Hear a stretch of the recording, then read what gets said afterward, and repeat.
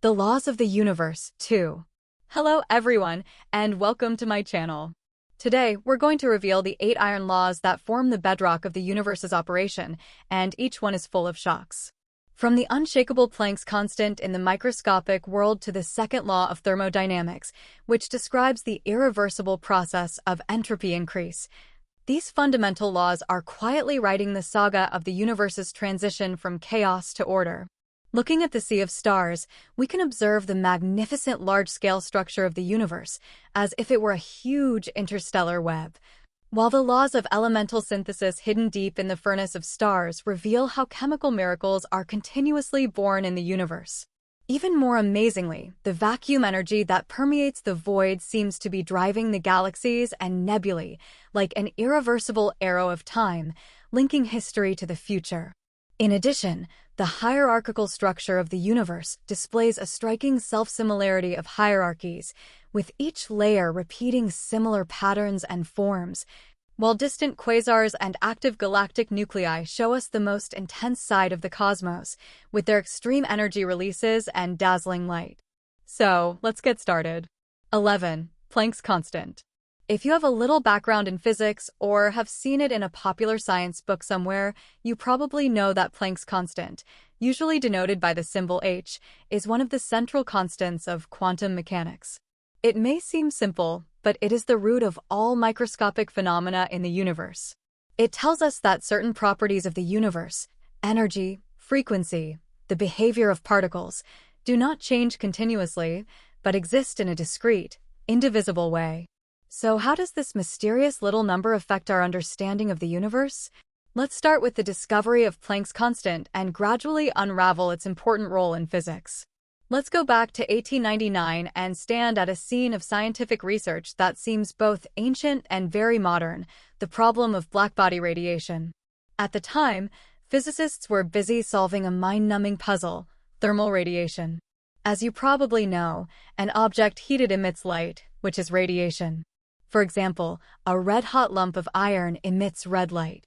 However, classical physics could not accurately explain the experimental results of blackbody radiation. In those days, classical physics theories could not explain why objects emitted increasingly stronger radiation at high temperatures, while, at the same time, the wavelengths of the radiation showed a particular distribution. For example, why does the light emitted by the sun favor yellow, rather than violet as some hot objects do? These questions have troubled scientists for a long time. It wasn't until 1900 that German physicist Max Planck came up with a solution, and he succeeded in explaining the problem through a set of bold assumptions. According to Planck, the radiation of an object is not continuous, but rather in a somewhat quantized manner. That is, radiant energy is not infinitely divisible, but consists of the smallest units, quanta of energy. At the center of this assumption is Planck's constant. It was here that Planck's constant first appeared. Planck used this constant to derive the relationship between radiant energy and frequency. The usefulness of Planck's constant did not stop at the explanation of blackbody radiation. It quickly became a cornerstone of quantum mechanics. One of the central ideas of quantum mechanics is that a particle cannot have continuous energy at any one time, but only a specific quantum of energy. Behind this is the magic of Planck's constant. For example, imagine if you were walking up a flight of steps. Each time you go up the stairs, you have to take a fixed number of steps, and you can't just stop in between the stairs. The energy of the particles, like each step, when you walk up the stairs, their energy is quantized. Not any one value can be achieved. The energy pace of the particles is determined by Planck's constant. This role of Planck's constant is widely used in quantum mechanics.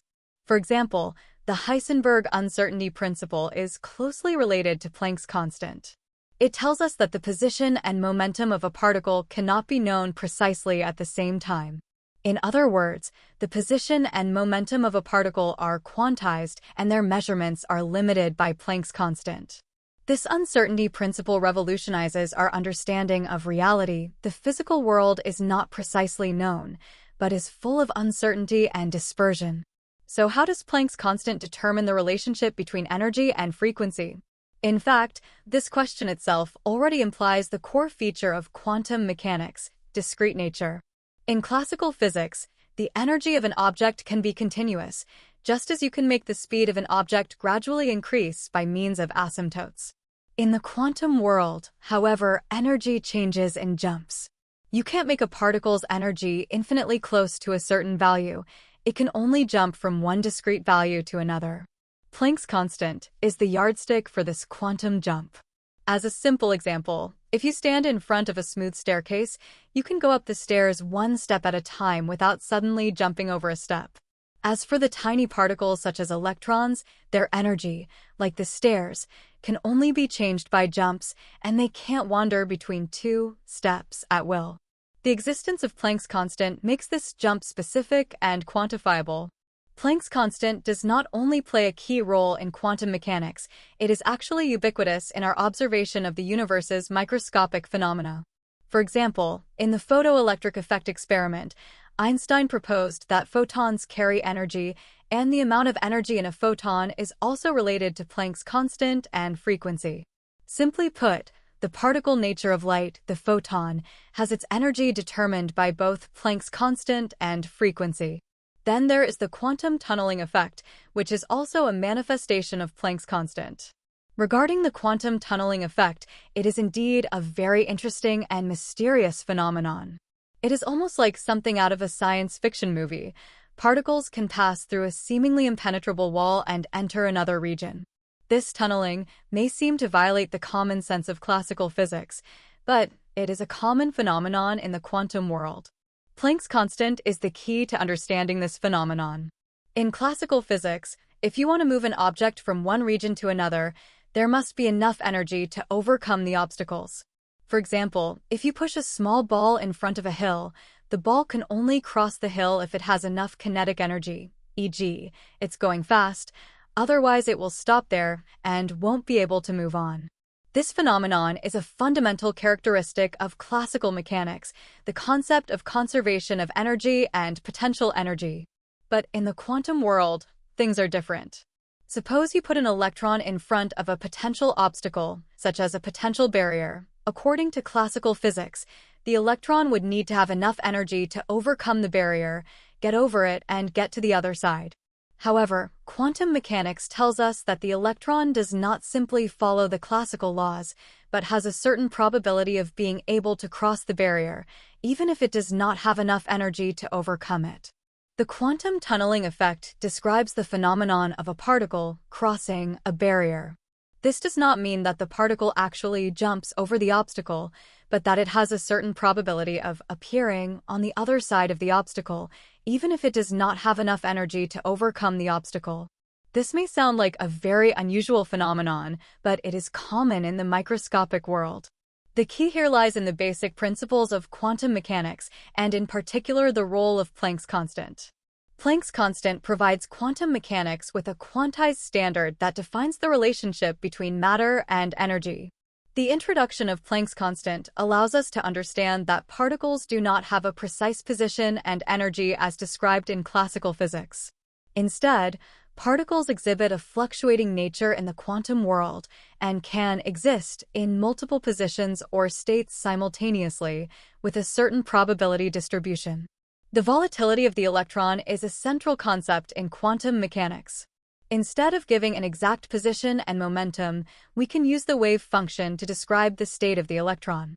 Instead of giving an exact position and momentum, the wave function not only indicates the probability of where the electron is likely to be, but also describes the probability of the electron crossing the potential barrier. That is, even if the electron does not have enough energy to overcome the potential barrier, its wave function still has a certain probability of being on the other side of the barrier. This is the nature of quantum tunneling. In quantum mechanics, the mathematical description of the tunneling effect usually relies on the Schrödinger equation, which is the fundamental equation describing the behavior of quantum particles. The Schrödinger equation contains Planck's constant, which directly affects the wave function and energy state of the particle. The chance of tunneling is determined by the penetration depth of the wave function, which is directly related to Planck's constant. The smaller Planck's constant is, the more volatile the particle is, and the more likely it is to tunnel through the barrier. Conversely, the larger the Planck constant, The weaker the volatility, and the less likely the particle will cross the barrier. As a simple example, if you put a very light particle, such as an electron, in front of a potential barrier, there is a certain probability that the wave function of the electron will be distributed on the other side of the barrier. This means that it is possible for the electron to tunnel through the potential. If you replace it with a heavy particle, like a uranium atom, its wave function is much more confined, and its chances of tunneling through the barrier are significantly lower.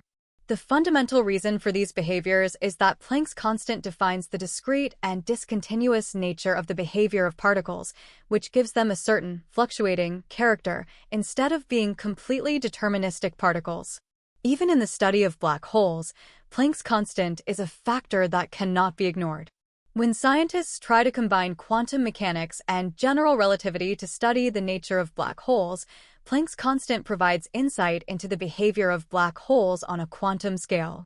For example, the Planck length and Planck time are precisely the scales on which quantum gravitational effects are measured, and these scales are much smaller than any physical phenomena we can currently observe directly. You might think that the effects of Planck's constant are primarily at the level of the microscopic world, particles, photons, and atoms. So how does Planck's constant affect our macroscopic world? Herein lies the connection between quantum mechanics and classical physics. In fact, the tiny value of Planck's constant ensures that quantum effects are invisible in the macroscopic world. When we talk about macroscopic phenomena like the flight of an airplane or the motion of an automobile, the effects of quantum mechanics are negligible because Planck's constant plays a very weak role at these large scales. And because of this, classical physics is able to describe the macroscopic world very well in most cases. However, as technology advances, we are beginning to explore the world at ever finer scales. For example, quantum computing and quantum communication. These technologies are based on the very rules of quantum mechanics, in which Planck's constant plays a decisive role. Through quantum effects, we are able to realize more powerful computing capabilities and more secure communication methods. 12. Second law of thermodynamics. The second law of thermodynamics, which is a law about the universe, life, and the flow of time. At its core, it states that the entropy of a closed system always tends to increase. Entropy, a somewhat abstract term, can be understood as the degree of disorder or degree of chaos in a system. Like your room, if you don't organize it often, it will become more and more messy. A pile of clothes, books, eaten fast food boxes, the table is full of things, looks like a mess. Entropy increase is like this accumulation of disorganization. In other words, the universe itself is undergoing a similar process of messiness, from order to disorder. Let's start with a simple example. You can imagine putting an ice cube into hot water. At first, the ice cube is a very organized structure, with the water molecules aligned very neatly. But when it melts, the orderly structure of the ice cube breaks down, the water molecules become freer, and entropy increases. At first, the entropy in the ice-water mixture is low, but as the ice melts, the distribution of the water molecules becomes more random and the entropy rises. This is a very simple phenomenon, but it profoundly reflects the nature of the second law of thermodynamics. Extending from this example, we find that the second law of thermodynamics not only applies to simple physical processes, but also reveals the fate of the larger universe. An important implication of the second law of thermodynamics is that it describes an irreversible process. You may have noticed at one time that if you mix hot water and cold water, eventually they reach a state of temperature equilibrium where the hot water becomes cold and the cold water becomes hot. This process is irreversible, meaning that the hot water never spontaneously changes back to its original hot water temperature, and the cold water never spontaneously returns to its original cold water state. The flow of heat is always from hot to cold, not the other way around. This disordered tendency is the very embodiment of entropy increase. If this increase in entropy is scaled up to the universe as a whole, the situation becomes even more interesting and thought-provoking. The universe as a closed system is following the second law of thermodynamics. The universe has evolved over billions of years since the Big Bang, starting from a state of extremely high density and temperature and gradually expanding. In a sense, the evolution of the universe itself is a process from order to disorder. After the Big Bang, the universe began to expand, the temperature gradually decreased, and galaxies, stars, and planets gradually formed. At first, the distribution of matter and energy was relatively uniform, but over time, the matter in the universe began to gather and form complex structures, such as galaxies and stars. This process increases the entropy of the universe. However, even though many structures have formed in the universe, the formation of these structures does not violate the second law of thermodynamics. For although celestial bodies such as galaxies and planets appear to be in order, overall, the entropy of the universe is still increasing, whether it's the diffusion of interstellar gas, the formation of black holes, or even the burning of stars. The end result of all these processes is an increase in entropy. According to the second law of thermodynamics, the ultimate fate of the universe will be hot silence, a state of extreme disorder, where all matter and energy will tend to be uniformly distributed, reaching a state of maximum entropy. This means that there will be no temperature difference, no life activity of any kind, and even the light of the stars will gradually disappear, and the universe will become dead silent. The thermal silence will not happen overnight, but is a very long process. Scientists estimate that the universe will be trillions of years in the making before it finally comes to a hot silence. During this process, stars will burn out, black holes will eventually evaporate, part of the second law of thermodynamics, which states that the process of evaporation of a black hole is a process of increasing entropy, and matter and energy will be evenly distributed. The discovery of the second law of thermodynamics went through a long process, and it was not formulated overnight. At the beginning of the 19th century, physicists began to study the nature of heat energy. Carl von Beerholz, Rudolf Clausius, and William Thomson were among those who made pioneering studies of thermodynamics. Clausius introduced the concept of entropy in 1850 and described its properties. Thomson, on the other hand, put forward the famous theory of thermal silence, which predicted that the universe would eventually fall into such a dead state. This theory was a shock to the scientific community at the time because it was not just a law about heat, but about the future of the universe, and even about the flow of time itself. The second law of thermodynamics has not only influenced the development of physics, but has also profoundly affected thinking in philosophy, life sciences, and many other fields. The concept of entropy reminds us that the development of the universe seems to be moving inevitably in the direction of disorder and chaos.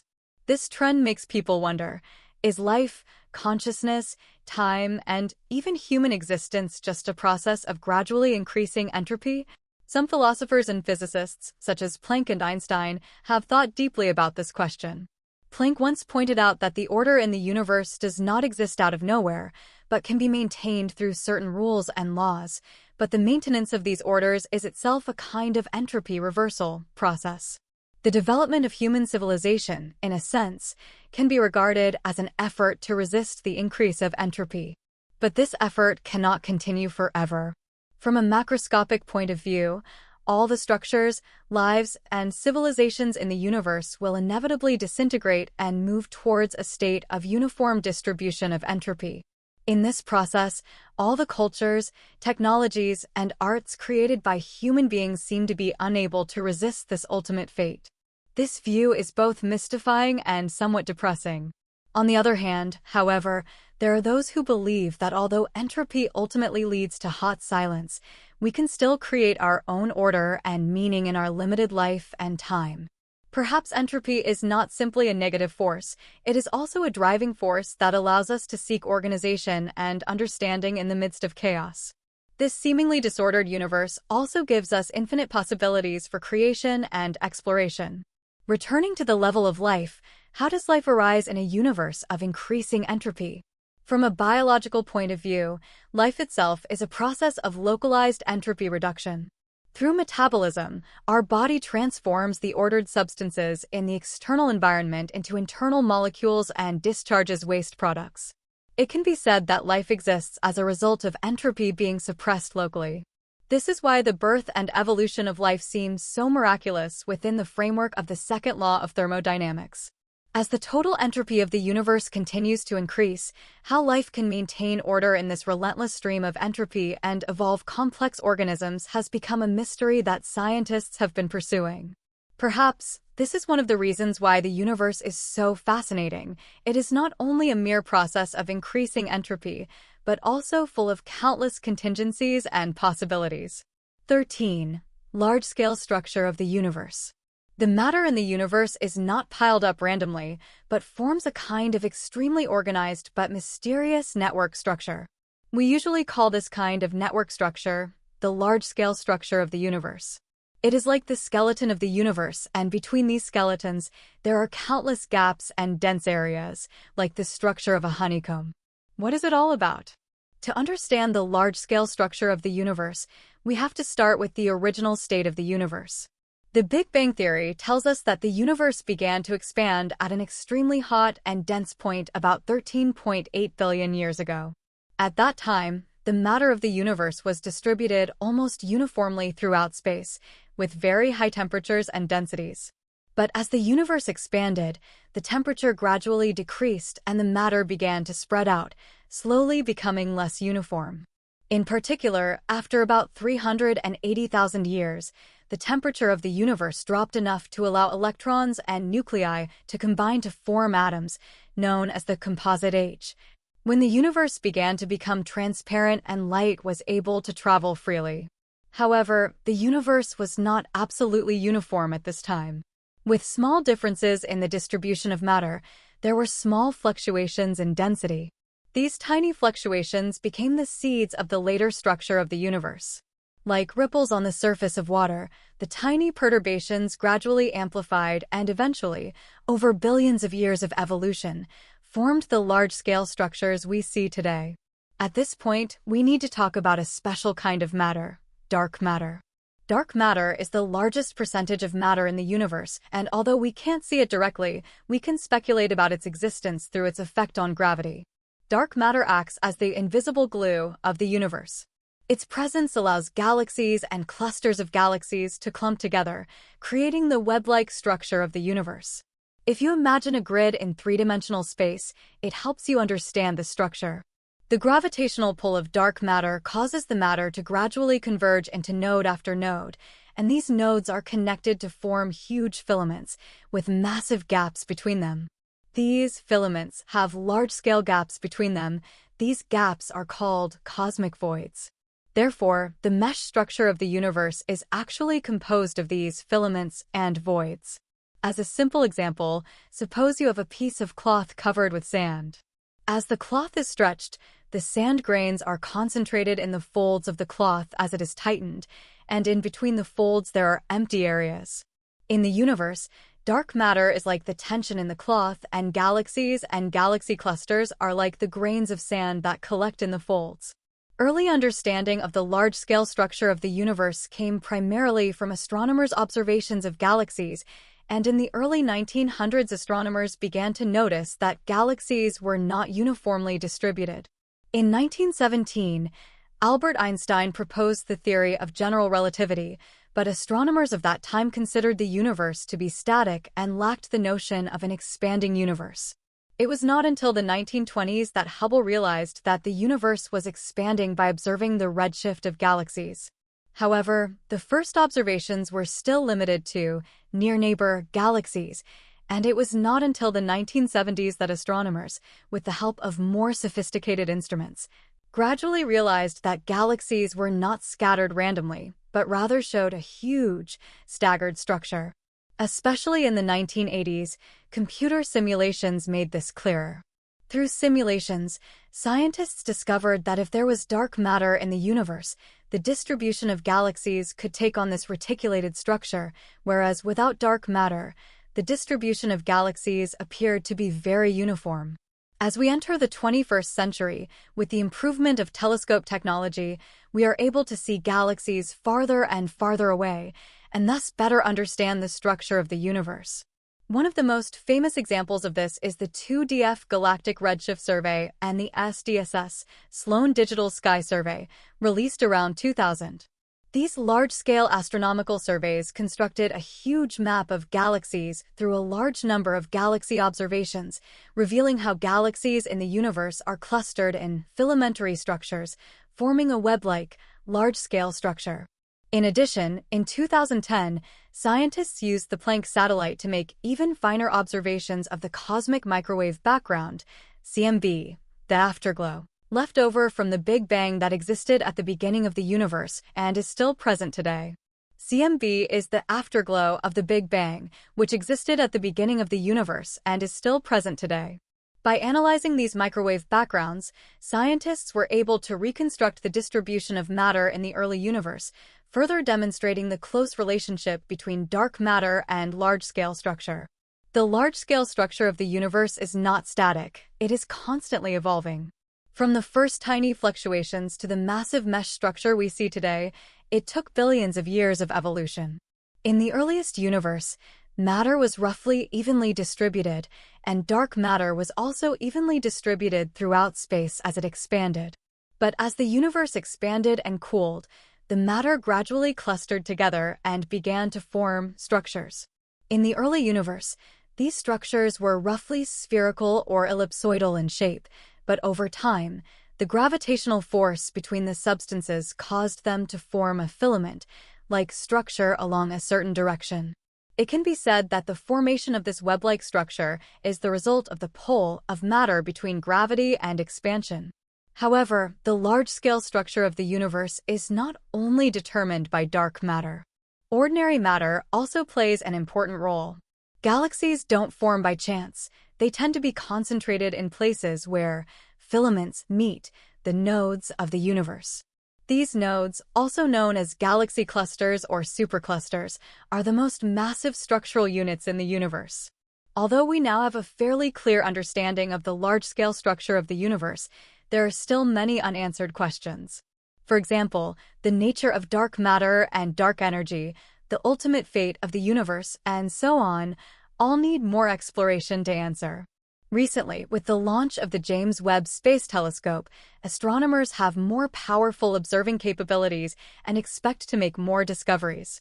The telescope's ability to see extremely distant galaxies, even those that formed early in the universe, is crucial to our understanding of how the large-scale structure of the universe formed. In conclusion, the mesh of the universe is not only an important symbol of the evolutionary process of the universe, but also a key to understanding the nature of the universe. It makes us realize that the distribution of matter in the universe is not random, but has a profound physical law and historical evolution. 14. Law of elemental synthesis. Elemental synthesis is the process of formation of various elements in the universe. Behind this seemingly simple process lies a long and miraculous story involving not only the grand cosmic background, but also the life cycle of each star and even the origin of the Earth and life. The beginning of it all goes back to the moment when the Big Bang occurred. About 13.8 billion years ago, the universe began to expand from a singularity of almost infinite density and temperature and rapidly cooled. Initially, the matter in the universe was almost pure energy, and after the temperature was lowered enough to form elementary particles, the most basic nuclei began to form. This process, which occurs between a few seconds and a few minutes after the Big Bang, is known as Big Bang nucleosynthesis. During this time, the light elements, hydrogen, helium, and traces of lithium, were created for the first time in the universe. The Big Bang began at a very high temperature, close to 100 million degrees, and was filled with collisions of particles and antiparticles, which collided and annihilated each other, creating a huge amount of energy. This high-temperature energy caused protons and neutrons to keep combining, eventually forming the nuclei of hydrogen, helium, and a small amount of lithium. Of these, hydrogen is the most abundant element in the universe, making up about 75% of the universe's matter. Helium makes up about 24%, leaving less than 1% for heavier elements such as lithium and beryllium. Since the Big Bang occurred over a very short period of time and at an extremely high temperature, the synthesized elements were limited to these very light elements. Heavier elements, such as carbon, oxygen, and nitrogen, which are essential to life, were not born at the beginning of the Big Bang. Their birth was dependent on the stars that came later. Once these light elements were born, the universe entered a new phase, the birth of stars. At this point, the stars became factories that converted the light elements into heavy elements through the process of nuclear fusion. Stellar fusion is like the powerhouse of stellar life, where the nuclei of lighter elements are fused together in a high-temperature, high-pressure environment to form heavier elements. The simplest fusion process involves hydrogen nuclei colliding with each other and eventually fusing to form helium nuclei, a process that releases a large amount of energy to keep the star glowing. As the hydrogen is gradually depleted, the star begins to undergo more complex fusion reactions, gradually fusing helium into heavier elements such as carbon, oxygen, nitrogen, and silicon. At the core of the star, the fusion production line escalates as the temperature and pressure increase, and the synthesis of heavy elements is like an ever-expanding chain. For example, a star such as the Sun undergoes a series of nuclear reactions at different stages of its life cycle. In the core of the Sun, hydrogen atoms are eventually converted into helium through a series of nuclear fusion reactions. In more massive stars, helium atoms can further fuse to form carbon, oxygen, and even silicon. The gradual accumulation of these elements in the core of a star results in a core of high elemental abundance. However, stars do not remain in the fusion process forever. Once a star runs out of fuel, such as hydrogen and helium, it enters a recession period when it undergoes dramatic changes. If the stars are massive enough, their end will come in a spectacular way, a supernova explosion. During the supernova explosion, the star expands rapidly and eventually explodes. This explosion releases an enormous amount of energy, which not only ejects the outer layers of the star's material into the universe, but also prompts the synthesis of heavier elements through extremely high temperatures and pressures. In fact, it is this extreme environment of supernova explosions that is where some of the heaviest elements in the universe, such as gold, platinum, and uranium, are born. This is when the synthesis of elements enters an extremely intense phase. In the core of a supernova, a neutron capture reaction occurs at high temperatures, causing a large number of neutrons to combine with the nucleus of an atom to form heavier elements. Elements such as iron, nickel, and copper, for example, are made in this environment. When a supernova explodes, the material released, including these newly synthesized heavy elements, eventually becomes part of the cosmic dust, and this dust and gas eventually collects to form new stars, galaxies, and even planets. The gold and platinum on Earth, and even the carbon and oxygen in our bodies, come from the explosions of these ancient stars and supernovas. Although the stars are all doing the same thing, synthesizing elements, their personalities are very different. For example, an intermediate mass star like the Sun will eventually become a white dwarf, while a more massive star will undergo a supernova explosion and become a black hole or neutron star. The synthesis of elements during each of these life cycles is also different.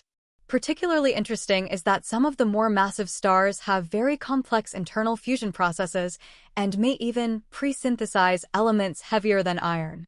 Iron is the dead center of the fusion process, meaning that once iron accumulates in the core of a star, fusion can no longer continue, leading to the collapse and explosion of the star. But this is precisely the moment when the heaviest elements in the universe are formed. One thing that's particularly interesting is that the elements we carry now are closely linked to the synthesis of elements in these ancient stars. Imagine that hundreds of millions of years ago, some supernova exploded, and it scattered the elements it formed all over the universe. Some of the elements on Earth may have been borrowed from a dead star in the universe. In fact, by observing stars, scientists have deduced that our Sun may also be made up of elemental waste from several generations of exploding stars. In addition, scientists have discovered a very interesting phenomenon, elemental recycling. These elements scattered into the universe through supernova outbursts in new galaxies, new star formation process, and be absorbed and reused. The life of these elements is thus passed on from generation to generation, both as fuel for the stars and as the building blocks of life. In short, from the Big Bang to the present day, we can clearly trace the lineage of every element in the universe. Hydrogen and helium were the first children of the universe, born in the Big Bang and then transformed into heavier elements through nuclear fusion in stars. These elements are then dispersed throughout the universe in supernova explosions, eventually becoming the raw materials for new stars, planets, and even life on Earth. Scientists have gradually revealed this grand law of synthesis through their observations of stars and elements. And each of our bodies is, in fact, co-evolving and coexisting with these elements in the universe. It can be said that each of our cells, each of our muscles, each of our hairs is closely related to those ancient stars. 15. Vacuum energy. In our everyday life, vacuum usually means a place where there is nothing, such as a glass bottle emptied of air or an empty area in space. We always think of a vacuum as an empty state, as if there were places in the universe where there was really nothing, neither matter nor energy. However, science tells us that the vacuum is not as simple as we think. It is a place of mystery and may even contain an infinite amount of energy, what we call vacuum energy. You may be thinking, if there isn't any matter in a vacuum, what can it have? But from a quantum mechanical perspective, the vacuum is far more than just empty space. At the microscopic scale, the vacuum is full of quantum ups and downs, which means that at the most fundamental level, there are constant energy fluctuations, even in the absence of any matter or radiation. These fluctuations can arise and disappear randomly in a very short period of time, just as if you were standing on the surface of a calm lake and suddenly tiny ripples appeared and disappeared. This quantum rise and fall can produce a wide variety of virtual particle pairs, particles and antiparticles, that exist briefly in the vacuum and then quickly annihilate. Although these particles cannot be directly observed, they can have an effect on the matter around them. In fact, the existence of quantum ups and downs was predicted by theoretical physicists as early as the 1930s. The famous physicist Paul Dirac suggested that the vacuum is not actually empty, but an ocean full of energy, which laid the foundation for the later quantum field theory. In fact, the vacuum is like an ocean of fluctuations, and all our particles are like the occasional crests of waves rising from the surface. These fluctuations are not directly visible to us, but they do exist and can affect the behavior of the entire universe. Where this issue becomes even more interesting is that quantum rise and fall is not just a microscopic phenomenon, but it may be deeply connected to what we call dark energy. Dark energy is a mysterious energy that science has not yet been able to fully explain, and it is thought to be driving the accelerated expansion of the universe. Dark energy has been a major puzzle in cosmology since 1998, when astronomers discovered that the expansion of the universe was accelerating by looking at the spectra of distant supernovae. But interestingly, quantum flux itself may be a source of dark energy. According to quantum field theory, quantum flux in a vacuum produces an energy fluctuation in a very short period of time, and these fluctuations have an effect on the structure and expansion of the universe. Theoretically, this vacuum energy could be a kind of energy that exists uniformly throughout the universe, and instead of disappearing with the expansion of space, its existence could be directly related to the rate of expansion of the universe. In order to better understand vacuum energy, we can explore it from the perspective of quantum field theory. Quantum field theory is a theory that describes particles and interactions, and it views every particle as an excited state of a quantum field. For example, electrons are not isolated particles, but a manifestation of the electron field. According to quantum field theory, the vacuum is not a mere empty space, but a ground state filled with various quantum fields. In the context of quantum fields, vacuum energy can be understood as the lowest energy state of these fields. Even in the absence of particles, quantum fields maintain a certain minimum energy, which is called zero-point energy. This energy is not static, but fluctuates at any time, producing short-lived pairs of particles.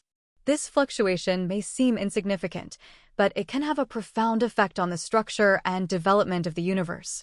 You may wonder, since the vacuum is full of energy, what effect does this energy actually have on the universe? Here is where a concept called the cosmological constant needs to be mentioned. This constant was first introduced by Albert Einstein in his general theory of relativity to describe the rate of expansion of the universe. Although Einstein initially believed that the universe was static and therefore introduced the cosmological constant, he later realized that the universe was not static, but expanding, and he abandoned the constant, calling it one of his biggest mistakes. However, in the 1990s, when astronomers discovered that the expansion of the universe was accelerating, the cosmological constant returned to scientists' attention. Scientists now believe that the cosmological constant represents a type of energy associated with space itself that is evenly distributed throughout the universe, independent of matter and radiation. This is the matter currently known as dark energy. More critically, this dark energy may be caused by vacuum energy, or the energy fluctuations of the vacuum itself may have some direct connection to dark energy. However, the true nature of vacuum energy is still a mystery. According to quantum field theory, the amount of vacuum energy can be calculated, but the problem is that, according to existing theories, the value of vacuum energy is much larger than the actual observed acceleration of the expansion of the universe. In fact, the vacuum energy density predicted by quantum field theory is about 120 orders of magnitude greater than the dark energy density we actually measure. This means that the gap between theory and reality is very large, and the problem is still a difficult one in modern physics. This is also known as the vacuum energy paradox, and it reveals a huge gap in our understanding of vacuum energy. Scientists have even joked that the emptiness of the universe is much richer than we thought. However, it is this paradox that has driven people to think more deeply about quantum gravity and the cosmological constant. Speaking of which, some people may wonder whether quantum fluctuation and vacuum energy are just some theoretical speculations. Do they have any practical experimental basis? In fact, although we can't see vacuum energy directly, some experiments have indirectly proved the existence of quantum fluctuation. One of the most famous experiments is the Casimir effect.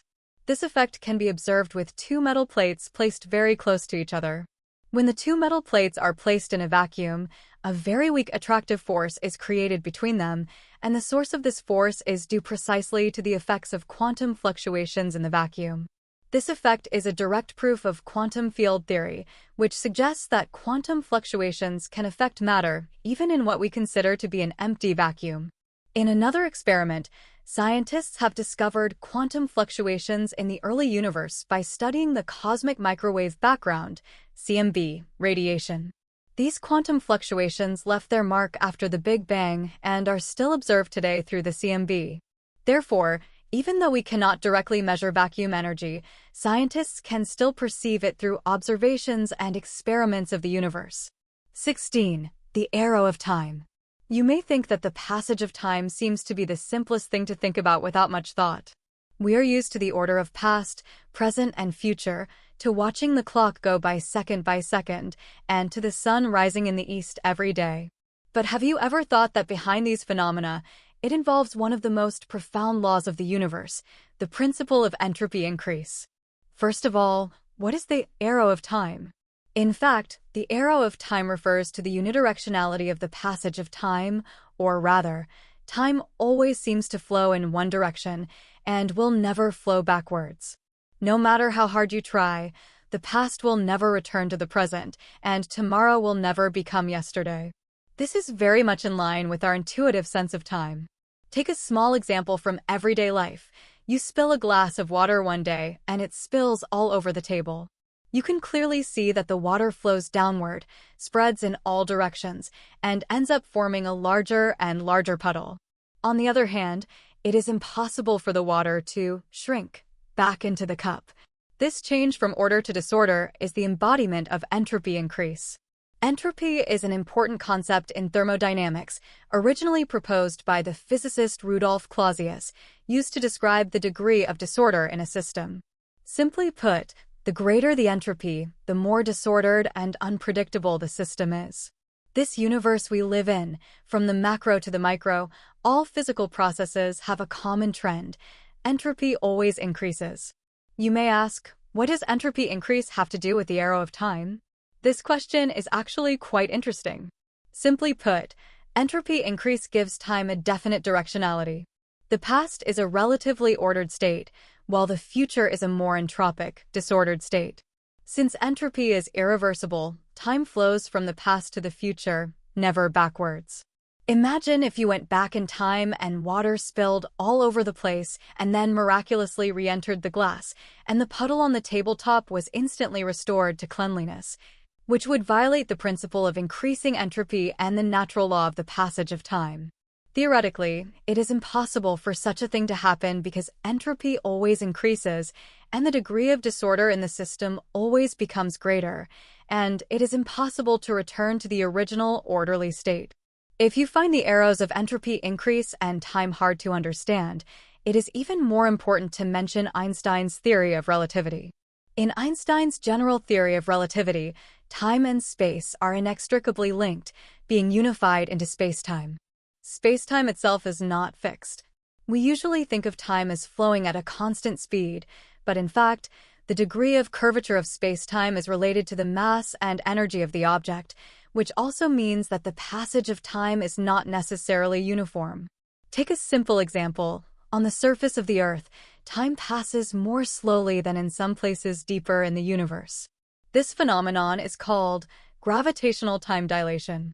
In other words, in the vicinity of a black hole, time becomes so slow that, in some extreme cases, it seems to stop.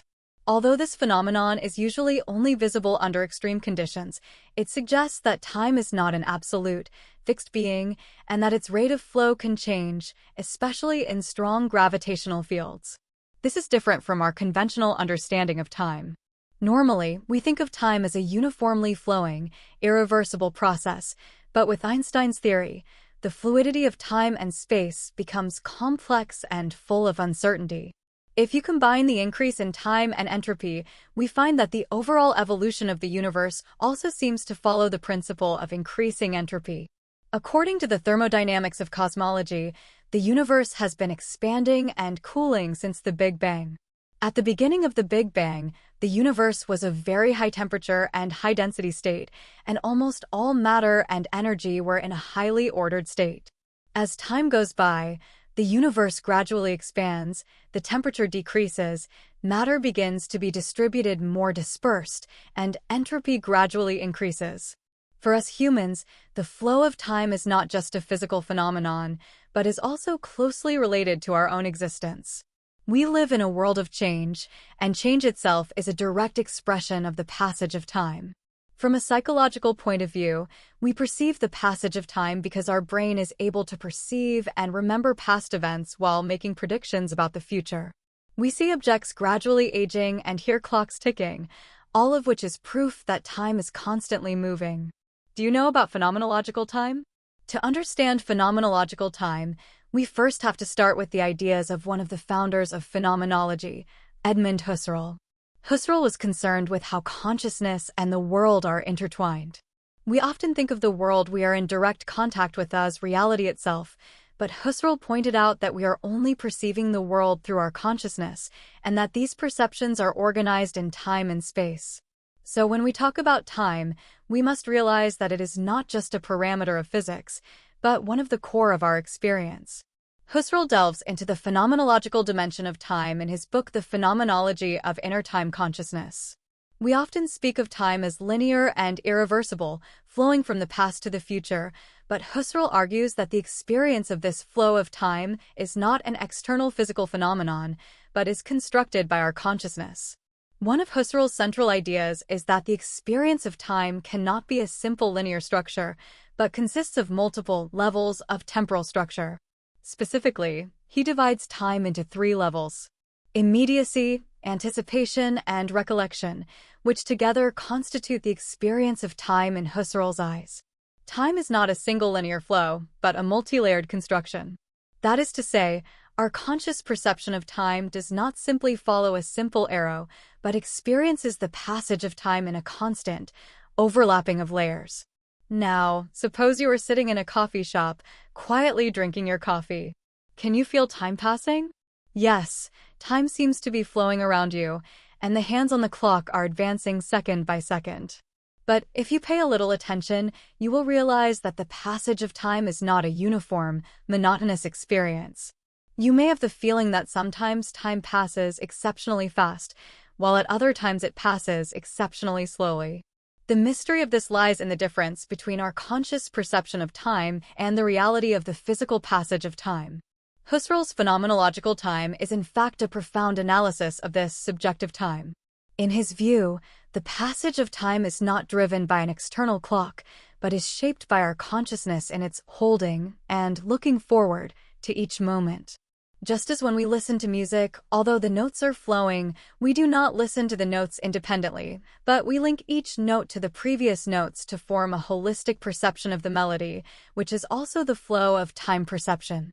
If time is really a straight line, then why do we perceive it at different speeds in different situations? Why is it that when we expect something to happen, time seems extraordinarily long, and when we are busy with something, time seems to slip away without us realizing it? This is precisely the nonlinear character of time in phenomenology. In Husserl's understanding, this nonlinearity of time is not due to some external factor, such as spatial expansion or physical interference, but rather to the structure of our consciousness. The way time appears in our consciousness is fluid, interwoven, and even fragmented.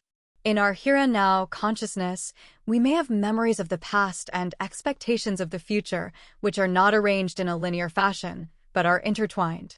For example, when you recall a past experience, those memories are not in strict chronological order. They may be fragmented, and you may suddenly remember a laugh, a conversation, or a particular moment. These memories are not static, but are actively traveling through your consciousness, intertwining with the present moment and shaping your perception of the past.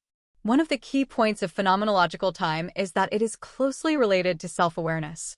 Simply put, how you perceive time is not just dependent on the clocks of the external world, but has more to do with your internal world, your current emotional state, your expectations, memories, and ways of focusing your attention. If you're immersed in an interesting conversation, you'll hardly notice the passage of time, whereas if you're waiting for a phone call, the time may seem unusually long and even make you restless. Upon further reflection, the exploration of phenomenological time makes us realize that time is not simply an external factor. It is profoundly connected to our existence, our experience. Existence and time are intimately connected, and time constitutes the way we experience the world and recognize it. Without the flow of time, our existence would not unfold. 17. Self-similarity of hierarchies. The starry sky, the deep Milky Way, and countless celestial bodies are intertwined to form a magnificent picture of the universe. If you look closely, you will find that these celestial bodies are not randomly distributed, but have some kind of hierarchical structure. Planets rotate around stars, stars form galaxies, and galaxies converge into clusters of galaxies, like similar units, intertwined in the vast mesh of the universe. You may wonder why this hierarchical structure is so common. What is the pattern behind it? Hierarchical self-similarity simply means that the morphology and dynamics of objects, galaxies, and even larger clusters of galaxies in the universe show some similarity at different scales. Whether it's microscopic particles or macroscopic galaxies, they all share similar organization and laws of motion. It's like when you look at a snowflake under a magnifying glass, and the bigger you look, the more you realize that each snowflake is shaped like a magnified version of one from small to large. An example: planets revolve around stars, stars form galaxies, and galaxies interact with each other gravitationally to form clusters of galaxies. Layers and layers of similar structures have similar patterns of organization, both in the microscopic world of atoms and in the macroscopic world of the universe. As you can imagine, the structure of a planetary system is very similar to that of a galaxy. The planets are like little satellites around a star, and they revolve around the star at the center, which is like the center of the galaxy. The shape of a galaxy is also often disc-like or spherical, similar to what we see in planetary systems. The self-similarity of these hierarchical structures is not an accident, but rather a universal adherence to certain physical laws of nature at different scales. This self-similarity is one of the most fundamental structural features of the universe, and can also be described as a profound, order of the universe. What makes this hierarchical structure appear in the universe at different scales? This question actually involves the laws of gravity and agglomeration of matter. Gravity is one of the most important fundamental forces in the universe, and it has a profound effect on the motion and distribution of objects at different scales. Whether it is in tiny planets and stars or in huge clusters of galaxies, gravity acts as the glue. It allows the various types of objects to attract each other and eventually form the hierarchical structure we see today. Planetary systems are a result of gravity. The star and its surrounding planets, moons, comets, and other celestial bodies are all pulled by the gravitational pull of the star. The planets follow orbits under the gravitational pull of the star, and the regularity of this orbit constitutes the stability and order of the planetary system.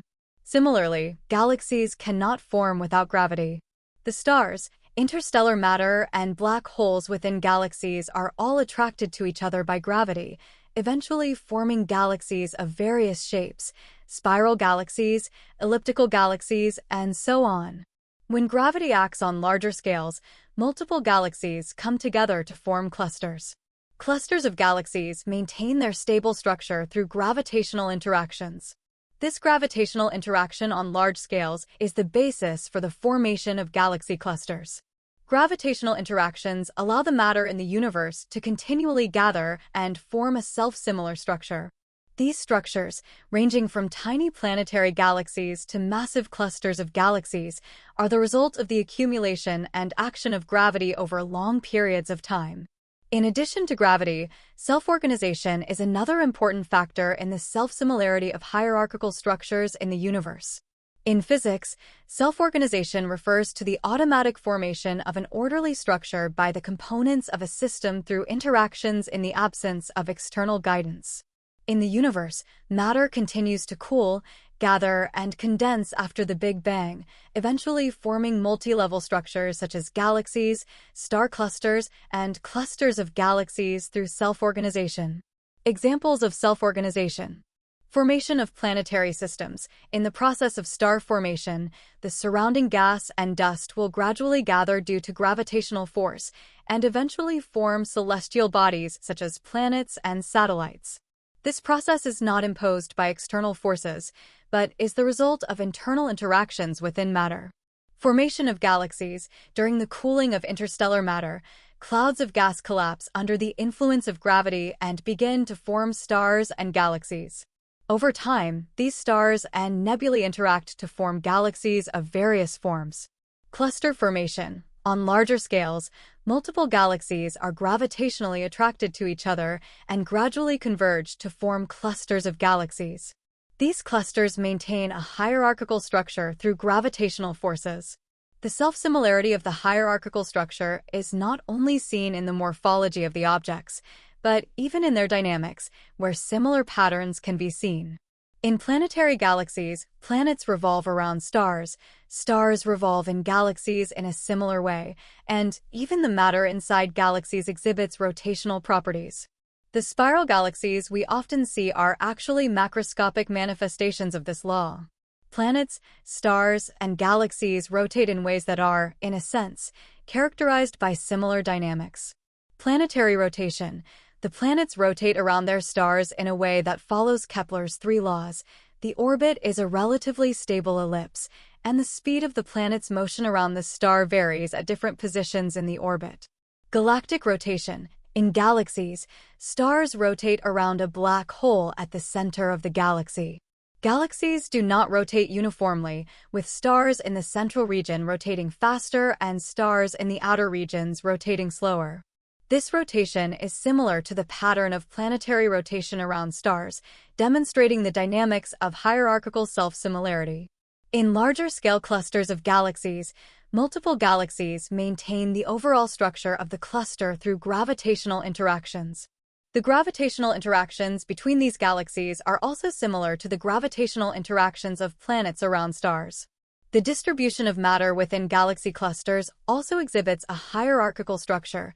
The distribution of galaxies within the clusters is not completely random, but shows a certain regularity. From microscopic planetary galaxies to macroscopic clusters of galaxies, the universe exhibits a self-similarity of scale that cannot be ignored. Oftentimes, we feel that there are huge differences between these levels, but if we zoom in or out of scale, there are actually many similarities in their structures and patterns. This self-similarity reflects not only certain natural laws of the universe, but also the order of the universe itself. As an interesting example, someone once compared the universe to a fractal structure where each level appears to be independent, but actually follows the same basic laws. One of the characteristics of fractal shapes is self-similarity. No matter how many times you zoom in, you will see a similar structure. The hierarchical structure of the universe is similar to this analogy, from planetary galaxies to clusters of galaxies to larger cosmic scales, each of which exhibits similar dynamics and morphology to some degree.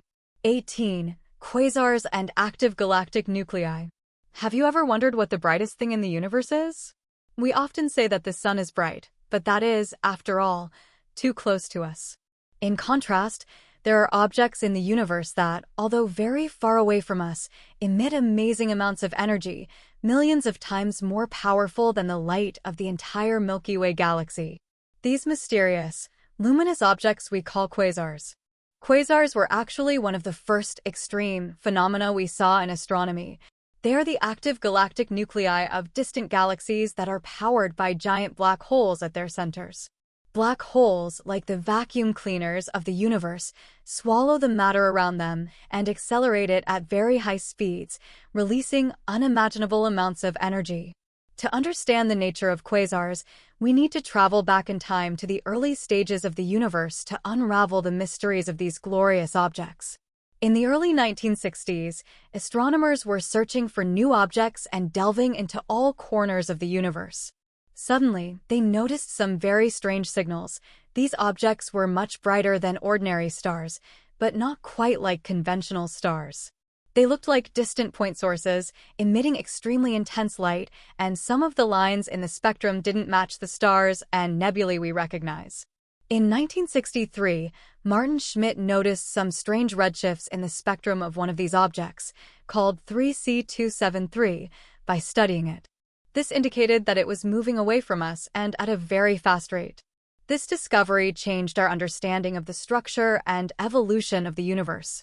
Schmidt believes that this object is not an ordinary galaxy, but a quasar, a bright, energetic object located deep in the distant universe. The name quasar comes from the Latin word quasi-stellar, meaning like a star, because these objects look like tiny, bright stars in our telescopes. However, as research progressed, scientists soon realized that quasars are not actually stars, but rather superactive black holes at the centers of galaxies. You may be wondering, if a quasar is so bright, why does it emit so much energy?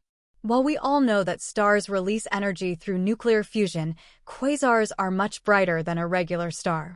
It turns out that the source of energy for quasars is not the stars themselves, but black holes.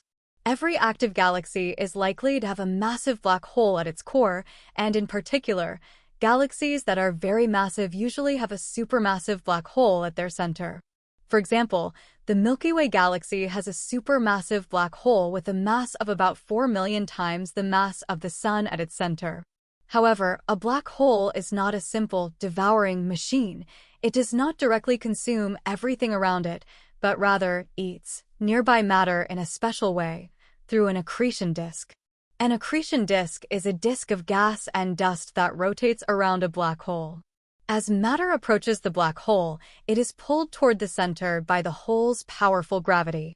During this process, the kinetic energy of the matter is converted into heat, making the interior of the accretion disk extremely hot and emitting intense radiation. This radiation covers all wavelengths from X-rays to light, releasing enormous amounts of energy. In the case of quasars, they usually have extremely active accretion processes. The material in the accretion disk spins at close to the speed of light, which causes it to emit radiant energy that almost exceeds the energy of the entire galaxy. In short, the luminosity of quasars comes from the enormous amount of energy released by the material in the vicinity of the black hole as it is sucked in. Quasars are not just strange objects in the universe, they also provide an important window into the early state of the universe. Quasars exist mainly in the distant depths of the universe, often billions of light years away. In fact, the light we see from quasars was emitted billions of years ago in the early universe. In other words, quasars are our time machine for peeking into the cosmic past. By studying the spectra, redshifts, and other characteristics of quasars, scientists are able to deduce the period of their formation. The activity of these objects suggests that black holes and accretion disk systems were very active in the early stages of the universe, which means that the structure and distribution of matter in the universe was very different during that time. Quasars help us understand the process of black hole growth and how these giant objects form larger black holes by swallowing the surrounding matter. Interestingly, the study of quasars has also revealed some mysteries about the expansion of the universe. By looking at the redshifts of quasars, astronomers can study the distances to these objects and get a better understanding of how fast the universe is expanding. This research even helped us confirm the accelerated expansion of the universe, a discovery that eventually led to the proposed theory of dark energy. Quasars are just a special form of active galactic nuclei.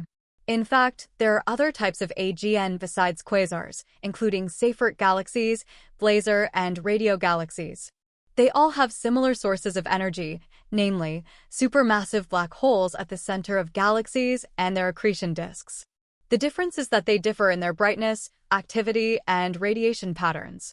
For example, the black hole at the center of a radio galaxy is very active and emits strong radio waves, while blazar is a special type of AGN with extremely strong radio waves and X-ray radiation, and it radiates in a direction that is directly towards us.